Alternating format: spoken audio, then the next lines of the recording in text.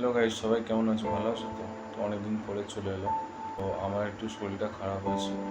শরীরটা রোদ্দুরে কাজ বাজ করে মানে ক্লান্ত হয়ে গেছে।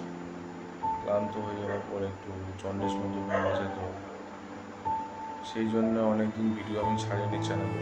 তো আমার চ্যানেলটা আমি ভাবছিলাম যে ভিডিও ছাড়বো, কিন্তু শরীরটা এমনভাবে খারাপ হয়ে গেছে।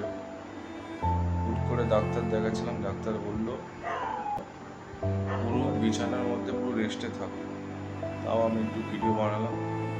মানে বাড়িতে শুয়ে শুয়ে মনে হচ্ছে যে একটা বোরিং ফিল করছি, যে একটা বাইরে যখন মাঠে গিয়ে ক্রিকেট খেলতাম বা একটুখানি গিয়ে কোনো জায়গায় আড্ডা মারতাম বা কাজ করতাম, সেই সময় মনে হতো একটা আলাদা অনুভূতি।